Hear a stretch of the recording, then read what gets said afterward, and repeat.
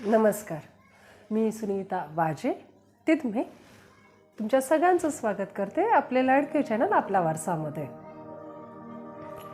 नवीन इंग्रजी साल सुरू झालेला आहे आणि नवीन इंग्रजी वर्षाच्या तुमच्या सगळ्यांना आपला वारसातर्फे हार्दिक शुभेच्छा. बरेच जण म्हणतील आमचं नवीन वर्ष हे नाही आहे, आमचं नवीन वर्ष गुढीपाडव्याला येणार आहे. ठीक आहे, परंतु आपण व्यवहारामध्ये हेच नवीन वर्ष वापरतो, म्हणून सगळ्यांनाच याच्या शुभेच्छा. बरं, जानेवारी जसा सुरू होतो 1 जानेवारीला आपले बरेच संकल्प वगैरे असतात, खूप काय असतं. ह्या जानेवारीला जसं सुरुवात होताना 1 जानेवारीला आपण खूप काही ठरवतो, तसंच आणखीन एका गोष्टीचे वेध लागतात, पतंग उडवायचे. आत्ता बघा आजूबाजूच्या दुकानांमध्ये रस्त्याने जाताना अनेक छोटे मोठे चिल्ली गोपाळ किलबिल पाखरं सगळेजण पतंग घेताना दिसतील. हो, पतंग जरूर उडवा, परंतु नायलॉनचा मांजा मात्र वापरू नका. आपला साधा घरगुती मांजा असतो किंवा विकतही साधा मांजा मिळतो, तो घेऊन तुम्ही पतंग उडवू शकतात, सण साजरा करू शकतात. ओके, हे सांगण्यासाठी तर हा व्हिडिओ नक्कीच नाही आहे. आपण जे सगळ्या सणांचं कारण मीमांसा करतो, साधारण भौगोलिक राजकीय सामाजिक नक्की काय विचार होता हा सण आपल्या रोजच्या आयुष्यामध्ये देण्यासाठी आपल्या ऋषीमुनींनी काय विचार केला होता, साधारण याची कारणं आपण शोधतो आहोत. तसंच हा मकर संक्रांत. इतर सण बघा, त्याची ना काही स्टोरी सापडते, तशा संक्रांतीच्या बाबतीत खूप काही स्टोरीज सापडत नाही. संक्रांत ही आई जगदंबेचं रूप आहे अशी एक मान्यता आहे. आणि कोकण भागात जर आपण गेलो तर तिकडच्या जे काही लोकगीतं आहेत तिथे मात्र संक्रांतीचे बरेच लोकगीतं आढळतात. आपल्या भागात तेवढं नाही आढळत आपल्याला. तर अशी ही संक्रांत, मग याच्याशी निगडीत अनेक प्रश्न पडतात, जसं की काळे कपडे का घालायचे, तिळगुळच आपण का देतो, संक्रांत म्हणजेच मुळात काय, हे आणि अनेक प्रश्न असतात. इतर सणांच्या वेळेला एखादी स्टोरी सांगून तरी आपल्याला पुढे जाता येतं की अच्छा असं काहीतरी झालं आहे आणि म्हणून हे असं करायचं. संक्रांतीच्या बाबतीत सगळेच करतात म्हणून आपण करतो, एक साधारण अशा पद्धतीने चाललेलं आहे. बरं, इतर सगळे सण हे तिथीनुसार येतात, पंचांगानुसार येतात. हाच सण कसा बरं तारखेला येतो, म्हणजे इतर वेळेला 14 जानेवारी, लीप इयर असेल तर 15 जानेवारी, एवढाच काय तो फरक पडतो. हा कसा काय, तर मुळात हा सण निगडीत आहे सूर्य आणि पृथ्वी यांच्यातल्या परस्पर गतीवर. हो, काय होतं की आपल्याकडे जी मान्यता आहे की मकर संक्रांतीला उत्तरायण सुरू होतं, तेही सत्यच आहे. आणि इंग्रजी कॅलेंडरनुसार उत्तरायण सुरू होतं 21-22 डिसेंबरला. म्हणजे साधारण काय होतं तर पहाटे जेव्हा आपण सूर्योदयाच्या वेळेला सूर्य उगवण्याच्या दिशेला म्हणजे पूर्वेला जर बघितलं तर सूर्य थोडा उत्तरेकडे कललेला दिसतो, बरोबर आहे की नाही. उत्तरायण सुरू झालं. आता ह्या उत्तरायणाला अगोदर पौराणिक महत्त्व जे आहे ते बघूया. पौराणामध्ये असं म्हटलं आहे, स्पेशली महाभारतामध्ये ही कथा आहे की पितामह भीष्म यांना जेव्हा अर्जुनाने बाणांच्या शय्येवर झोपवलं म्हणजे शरपंजेवर झोपवलं, तेव्हा पितामह भीष्म यांना इच्छा मरणाचं जे वरदान होतं, त्या इच्छा मरणाच्या वरदानामुळे दक्षिणायन सुरू असताना देह ठेवण्यास नकार दिला. त्यांनी जेव्हा मकर संक्रांतीला उत्तरायण सुरू झालं तेव्हा त्यांचा देहत्याग केला. का तर पुराण कथेनुसार उत्तरायण जेव्हा सुरू होतं तेव्हा स्वर्गाचे दरवाजे उघडे होतात आणि जो देह उत्तरायणमध्ये आपला त्याग करतो, जो आत्मा देहाचा त्याग करतो, तो सरळ स्वर्गात जातो अशी ती मान्यता आहे. आणि म्हणून पितामह भीष्म हे शरपंजेवरती राहिले मकर संक्रांतीपर्यंत, म्हणजे उत्तरायण सुरू होईपर्यंत. ठीक आहे. तर असं हे उत्तरायण जेव्हा सुरू होतं तेव्हा नक्की काय होतं? सगळ्यात महत्त्वाचं म्हणजे संक्रांती म्हणजे काय? तर संक्रांती म्हणजे संक्रमण किंवा हस्तांतरण किंवा एका ठिकाणाहून दुसऱ्या ठिकाणी जाणे अशा अर्थाने. सूर्याचं धनु राशीतून मकर राशीत जे संक्रमण होतं, 12 महिने असतात आपले, दर महिन्याला सूर्याचं एका राशीतून दुसऱ्या राशीत संक्रमण होतं. म्हणजे दर महिन्याला संक्रांत ही येतेच येते. संक्रांत वर्षातून एकदा नाही येत, संक्रांत ही दर महिन्याला येते. आणि धोंड्याच्या महिन्यात तर आपण बघितलंय की धोंडा कधी येतो, अधिक महिना कधी येतो, जेव्हा सूर्याचं संक्रमण हे एका राशीतून दुसऱ्या राशीत होत नाही. जेव्हा 2 महिने मिळून एकच संक्रांती येते तेव्हा होतो अधिकाचा महिना. तर सूर्याचं धनु राशीतून मकर राशीत जे संक्रमण होतं त्या मकर राशीतला सूर्याचा हा पहिला दिवस, म्हणून याला म्हणतात मकर संक्रांत. ते साधारण या दिवशी काय होतं तर पृथ्वीचं जे दक्षिण 23.5 अक्षांश आहे, म्हणजे अक्षय वृत्त 23.5 दक्षिण, ह्या अक्षांशावरती सूर्यकिरण हे लंब रूपात पडतात, म्हणजे 90 डिग्रीजचा कोन ते तयार करतात पृथ्वीसोबत. ऑब्वियसली त्याच्याने दिवस मोठा होतो, रात्र छोटी होते. ठीक आहे. आणि याच कारणास्तव हा जो सण आहे हा भारतासह अनेक देशांमध्ये वेगवेगळ्या नावाने, वेगवेगळ्या पद्धतीने, रीतीने, परंपरेने साजरा केला जातो.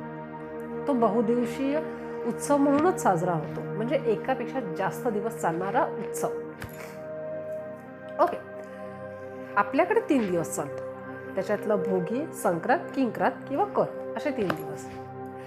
तर हे जे लंब रूपाने जे किरण पडतात 23.5 दक्षिण अक्षवृत्तावरती, या अक्षवृत्ताला मकर वृत्त असं संबोधण्यात आलं, कारण याच दिवशी सूर्याचं धनु राशीतून मकर राशीत संक्रमण होतं. हा पहिला दिवस असतो आणि याच कारणामुळे ह्या वृत्ताला हे नाव मिळालं मकर वृत्त. इथपर्यंत झालं क्लिअर? ओके. मग आता इतर वेळी अगदी खडसावून जेव्हा आपली सासू किंवा आई सांगते ना की एक काळं नाही घालायचं, काय आज सणासुदीच्या दिवशी काळं घातलं, तुला काय दुसऱ्या रंगाचे कपडेच नाही आहेत का? पण मकर संक्रांतीच्या दिवशी आवर्जून आपण काळं घालतो. का? तर आपले ऋषीमुनी प्रचंड हुशार आहे. आपल्याकडे निषिद्ध असं काहीही नाही, फक्त काहीही करण्याची एक ठराविक वेळ असते, त्यावेळेत तुम्ही ते करा. ओके. ठीक आहे. तर आपले हे जे ऋषीमुनी होते यांना माहिती आहे की हा जो काळ आहे जेव्हा मकर संक्रांत येते तो काळ आहे थंडीचा, बरोबर. तर या काळात काय होतं तर बाहेरचं जे काही वातावरण आहे ते बऱ्यापैकी थंड झालेलं आहे, उष्णता कमी आहे वातावरणामध्ये, तसंच शरीरातली उष्णतासुद्धा कमी होते. आपल्याला उष्मा हवा असतो शरीरामध्ये, आपला जे काही आरोग्य डिपेंड आहे ते शरीरातल्या उष्णतेवरती. मग ही उष्णता 2 पद्धतीने मिळवली जाते, एक आहारातून, एक सूर्य म्हणजे प्रकाशात आपण जेव्हा जातो, जेव्हा उजेडात जातो, जेव्हा उन्हात जातो, अगदी साध्या सोप्या भाषेमध्ये, तेव्हा ती सूर्याची जी काही किरण आहे ती शरीरात शोषली जाते.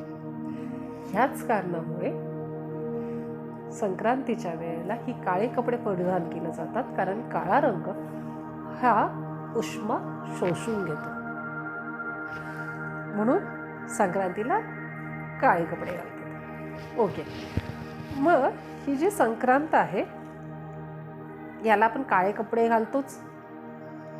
अजून काय करतो? पतंग उडवतो. ती का उडवतो वगैरे हे आपण बघूया. पण हे असं का होतं की 14 जानेवारी किंवा 15 जानेवारीलाच का येते? तर याचा संबंध आहे पृथ्वीच्या परांचन गतीशी. परांचन गती काय आहे हे आपण पुढे केव्हा तरी सविस्तर बघूया. परंतु आत्ता सांगायचा मुद्दा इतकाच आहे की ही जी परांचन गती आहे यामुळे 21 डिसेंबर किंवा 21-22 डिसेंबरला जे उत्तरायण सुरू होतं तिथून हा सण पुढे सरकत सरकत सरकत सरकत सध्या 14 किंवा 15 जानेवारीला तो स्थिर झाला. ठीक आहे, पुढेही भविष्यात ही तारीख सरकणार आहे. हा सण जशी ही तारीख सरकेल तसा हा सणही पुढे सरकेल. परंतु आत्ता आपल्यासाठी 14 जानेवारी आणि 15 जानेवारी हे 2 दिवस ठरलेले आहेत. आता कळलं की बाकीचे जे काही सण आहेत ते पंचांगानुसार तिथीला येतात आणि हा एकच सण जो फिक्स तारीख धरून बसलेला आहे कॅलेंडरचे की तुम्ही काही करा, मी ह्या दिवशीच येणार.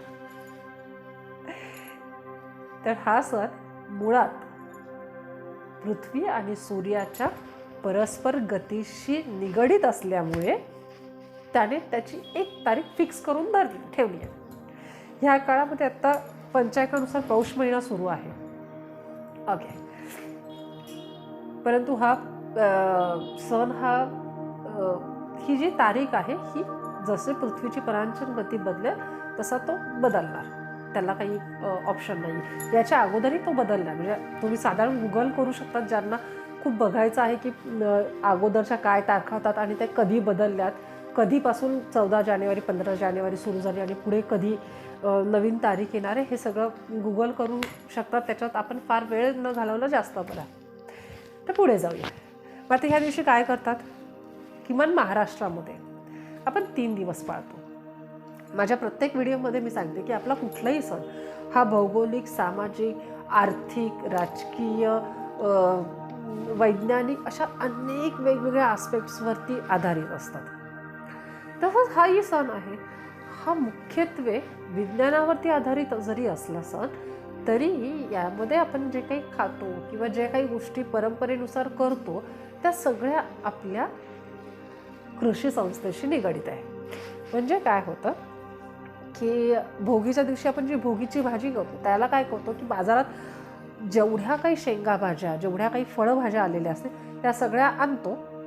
त्या सगळ्यांची एक भाजी केली, मिक्स व्हेज, त्याच्यामध्ये तिळाचा कूट हा आवर्जून वापरला जातो.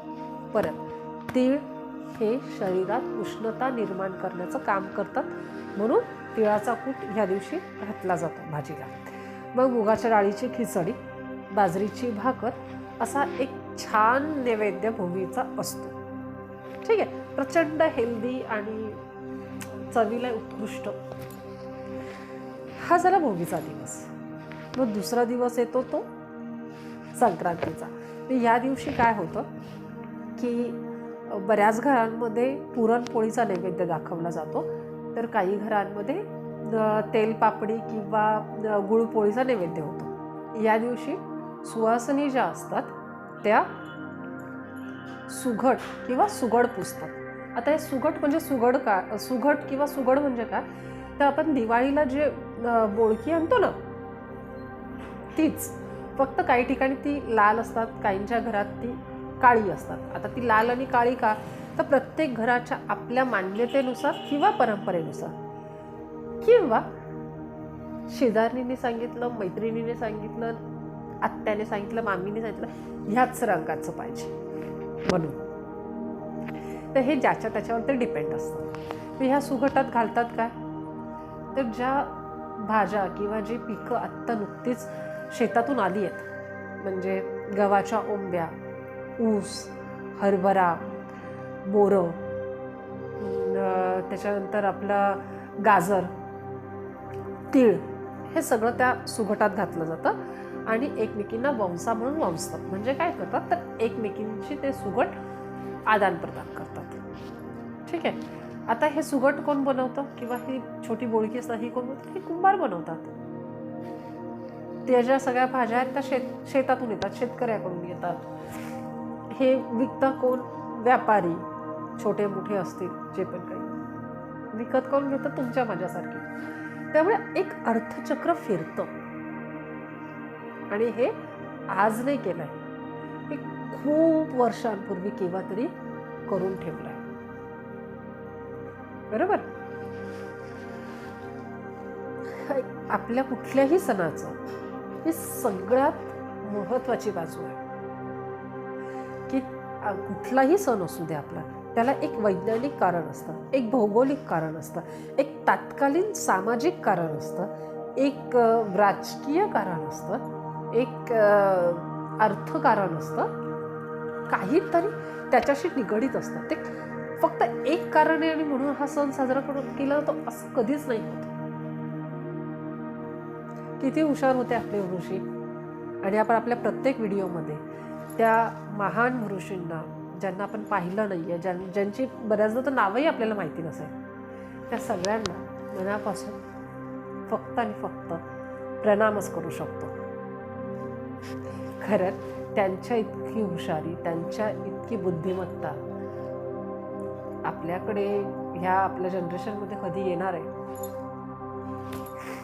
परमेश्वराला माहिती. असो, तर दुसरा दिवस उजाडतो आता, तो म्हणजे किंक्रांत किंवा कर. आता हा जो कर आहे किंवा किंक्रांत आहे याच्यामध्ये 2 दिवस हेल्दी आणि गोड खाऊन थकलेली लोक जी असतात ना, त्यांना चमचमीत काहीतरी किंवा जिभेचं चव बदलणार असं काहीतरी खायचं असतं. म्हणजे काय तर ही जे किंक्रांत किंवा कर आहे ही बऱ्याच लोकांच्या दृष्टीने त्याला अशुभ मानलं गेलं आहे वगैरे, बरंच काही काही असतं की आजचा दिवस कटकट करू नको, नाही तर वर्षभर कटकट होईल वगैरे, अशा बऱ्याच त्याच्याशी निगडीत गोष्टी आहेत. असो, परंतु ठीक आहे, चांगली गोष्ट आहे ना की किमान एक दिवस तरी आयुष्यातला, वर्षातला, की नाही बाबा मला कुणाशी कटकट नाही करायची, मला शांत राहायचं आहे, माझं मन मला स्थिर ठेवायचं आहे. किती चांगली गोष्ट आहे. ह्या निमित्ताने काय होईल ना, पण आपण शांत राहतो. तर आता हे जे काही सगळी किंक्रांत आहे किंवा कर आहे, या दिवशी खूप हेल्दी आणि खूप गोड असं खाऊन थकलेली लोकांना काय हवं असतं? चमचमीत.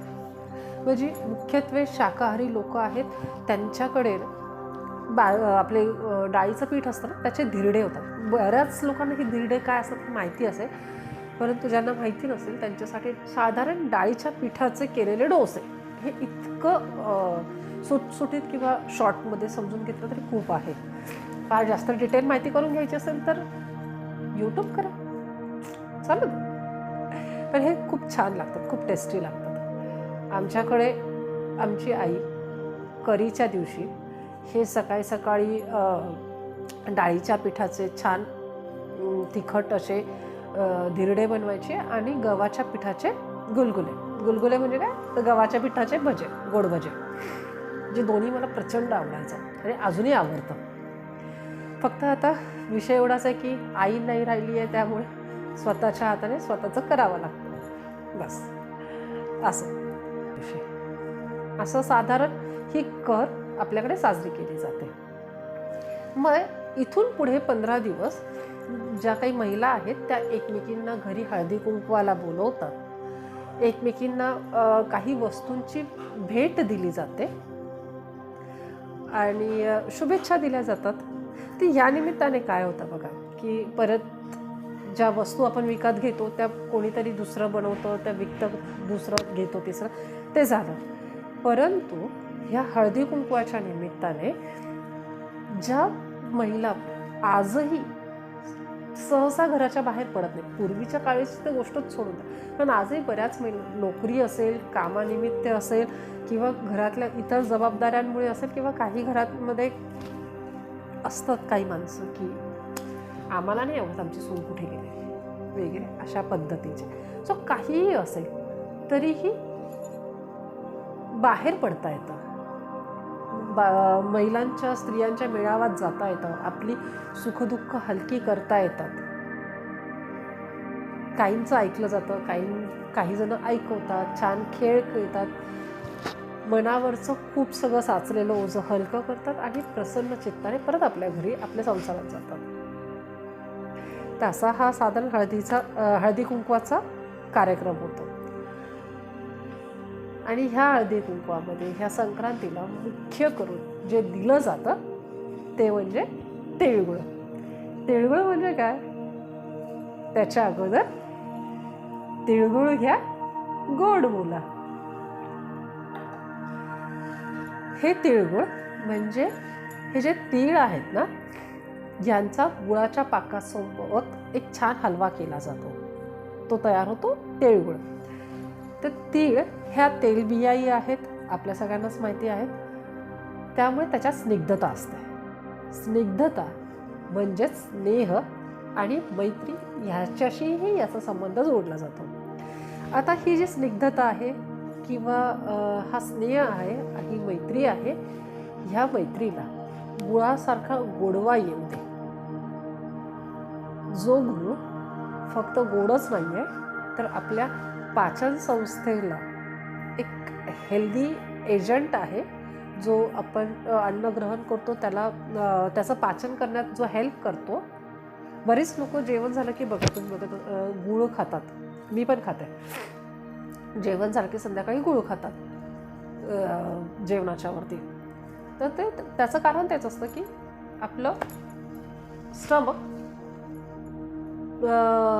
जे काही आपण खूप जड पदार्थ वगैरे खातो ते पचवायला आपल्याला जर वेळ लागणार असेल तर तो त्याला सोपं जावं, त्याचं काम जरा सोपं व्हावं, हे त्यामागचं एक वैज्ञानिक कारण आहे. असो, तर हा जो गुळाचा गोडवा आहे आणि हे तिळातला स्निग्धता आहे, ही एकत्र येऊन तुमच्या आणि माझ्यातली मैत्री, प्रेमसंबंध, नातेसंबंध, आपल्यातला गोडवा, आपल्यातला सुसंवाद हा वर्षोनवर्ष याच्यामध्ये वृद्धी होऊ दे, यासाठीच तो असतो. किंवा याचंच प्रतीक म्हणून हे तिळगुळ दिले जातात. आणि म्हणूनच हे तिळगुळ देताना एकमेकांना तिळगुळ घ्या, गोड गोड बोला, अशा शुभेच्छाही दिल्या जातात. तर अशी ही 60 उत्तराची कहाणी, 5 उत्तरे सुफळम संपूर्ण.